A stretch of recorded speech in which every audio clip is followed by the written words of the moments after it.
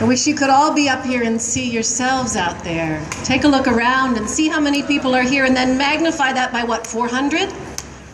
All over the country, all over the world, there are people today standing with us. So if we seem like a small crowd, just think about how we are just a part of a much larger movement.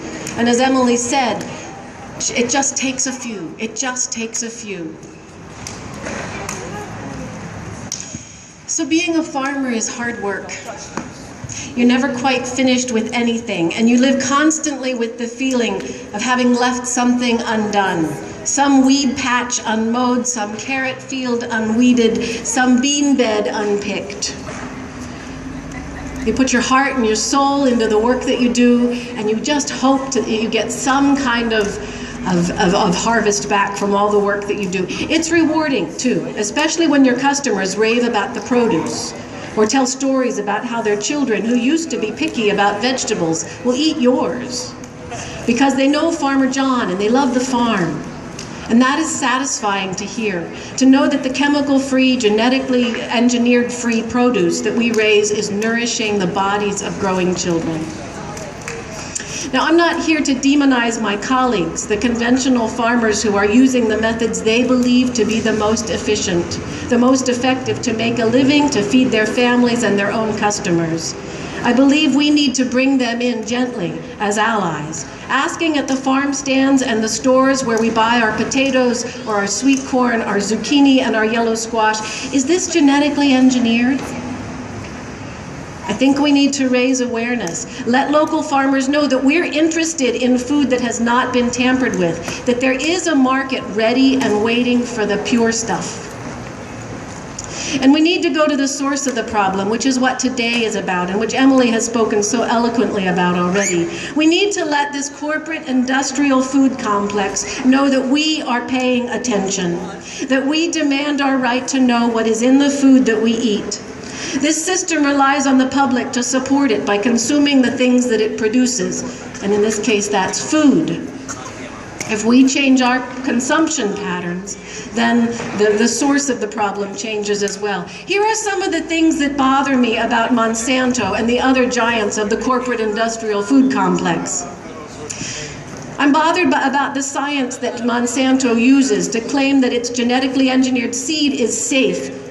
It's all paid for by Monsanto itself, all that scientific analysis. We, the public, are supposed to just trust their own paid scientists. When Monsanto outsiders have been able to smuggle seed past Monsanto's rigorously guarded contracts, studies have shown, as Emily pointed out, seriously adverse effects to laboratory animals that alarmingly contradict Monsanto's own science. And there are proponents of genetically engineered agriculture who will want to label us, want to label anti-GMO advocates as anti-science. In reality, I would say that it is Monsanto that is anti-science, that closely guarding its own scientific data within its own walls without outside peer review or trials that extend over time, that this is anti-science. Surely food security in the United States would demand that many scientific trials by scientists unrelated to the company take place. And speaking of food security, I think our food security, we can say our food security in this country is compromised. There's no longer an understanding here of conflict of interest in politics. Look at Supreme Court Justice Clarence Thomas, who has been an attorney for Monsanto. And now he's asked to weigh in on judgments regarding Monsanto and on genetically engineered food and biotechnology. The FDA administrator currently in administration of the FDA is Michael Taylor, a former Monsanto lobbyist. Conflicts of interest all over the place. U.S. Secretary of Ag Tom Vilsack is a known leading advocate of biotech in the agriculture industry. USDA's Chief of National Institute of Food and Ag, Roger Beachy, is the former president of Monsanto's nonprofit Danforth Plant Science Center. Over and over and over again, we see these conflicts of interest, and nobody's asking these questions, or at least people beyond ourselves haven't been asking these questions, and it's time to make these things known. More things that are bothering me about Monsanto. Genetically engineered crops have already contaminated what we would call pure seed crops. Beets and chard in the Willamette Valley of Oregon. Corn, soy, and canola in the Midwest are now showing signs of genetic engineered contamination. Even old varieties of corn way out in the highlands of Mexico. Wheat and alfalfa from supposedly test-only crops. Furthermore, Monsanto modifies soy and corn to be resistant to its own pesticides. And Emily has already talked about glyphosate in the Roundup. So it's modified, part of the genetic engineering is modifying its crops so that they will be resistant to this pesticide that they make, which makes it possible for farmers to cover their fields with glyphosate, with Roundup, with impunity. Monsanto has said that this will decrease the amount of Roundup being used in the world, but instead we've shown that over recent years the amounts of glyphosate being put on people's crops around the United States have skyrocketed. Lily, are you having fun? Monsanto says it wants to feed the world through the use of biotechnology and genetically modified seeds. Instead, Monsanto's highly priced seeds have not significantly increased yields, resisted droughts, or increased nutrition, nor have they improved soil conditions. Instead, farmers around the world now find themselves saddled with expensive contracts for genetically engineered seeds and their matching pesticides, unable to save seeds for coming years, and the health of their soil depleted. This is a social justice issue. My heart breaks when I hear of the alarming rate of farmer suicides in India. People who have given up hope after continued failure of cotton crops planted with Monsanto seed plunged them into hopeless debt. So there's the problem, and she said I'm going to be talking about joyful eating. So how do we solve the problem? Well, we can solve it on two fronts, and one of the ways is what we're doing today, and that is advocacy for labeling. Because even those of us who are doing our best, and I think we are all doing our best, whatever our best is, to eat as healthily as possible.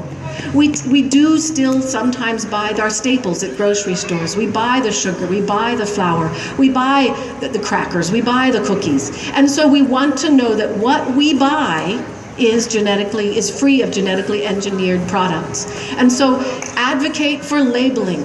That at the most basic, we advocate for labeling of genetically engineered food.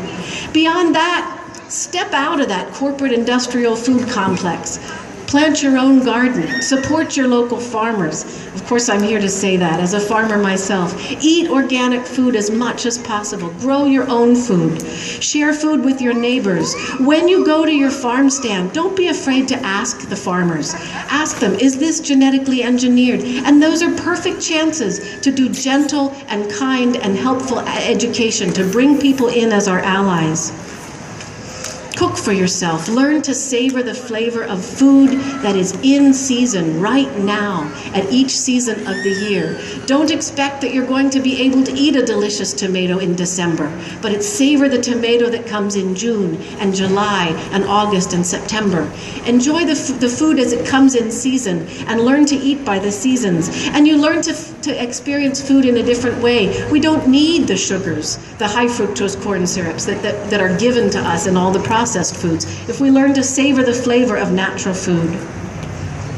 Save seeds, share and exchange seeds with your neighbors, and don't try to do it all at once. I think even those who are very, very far along the spectrum of eating very, very healthy food, we can all make more changes. Don't try to do it all at once today. If you expect to go home today convinced you need to forage for your supper and can this winter's tomato sauce before November 1st, you're liable to give up in despair. Make one change today. Practice it, make it part of your routine, make it a habit. Tomorrow make another change, and then another, and grow something. Turn your yard into an edible landscape bit by bit, or grow a cherry tomato plant beside your back door, or plant some parsley in pots on your windowsill, or a couple of lettuces. After today, let's all call ourselves farmers, people with a direct connection in some form to the earth which provides our nourishment. Let's be eaters, rebels against that culture that instead would label us consumers and would study our consuming habits in order to better market to our consumption patterns. And because I believe in the power of poetry, I offer you the words of farmer, poet, philosopher, wise man Wendell Berry. I propose to you a manifesto, the Mad Farmers Liberation Front. Listen to the words of Wendell Berry. Love the quick profit, the annual raise, vacation with pay. Want more of everything ready-made. Be afraid to know your neighbors and to die, and you will have a window in your head. Not even your future will be a mystery anymore. Your mind will be punched in a card and shut away in a little drawer. When they want you to buy something, they will call you. When they want you to die for profit, they will let you know. So, my friends, every day do something which won't compute. Love the Lord, love the world, work for nothing. Take all that you have and be poor. Love someone who does not deserve it. Denounce the government and embrace the flag. Hope to live in that free republic for which it stands. Give your approval to all you cannot understand. Praise ignorance, for what man has not encountered, he has not yet destroyed. Ask the questions that have no answers. Invest in the millennium. Plant sequoias. Say that your main crop is the forest that you did not plant, that you will not live to harvest. Say that the leaves are harvested when they have rotted into mold. Call that profit. Prophesy such returns. Put your faith in the 2 inches of humus that will build under the trees every 1,000 years. Listen to carrion. Put your ear close and hear the faint chattering of the songs that are to come. Expect the end of the world. Laugh. Laughter is immeasurable. Be joyful, though you have considered all the facts. So long as women do not go cheap for power, please women more than men. Ask yourself, will this satisfy a woman satisfied to bear a child? Will this disturb the sleep of a woman near to giving birth? Go with your love to the fields. Lie down in the shade. Rest your head in her lap. Swear allegiance to what is nighest your thoughts. And as soon as the generals and the politicos can predict the motions of your mind, lose it. Leave it as a sign to mark the false trail, the way you didn't go. Be like the fox who makes more tracks than necessary, some in the wrong direction. Practice resurrection. Thank you.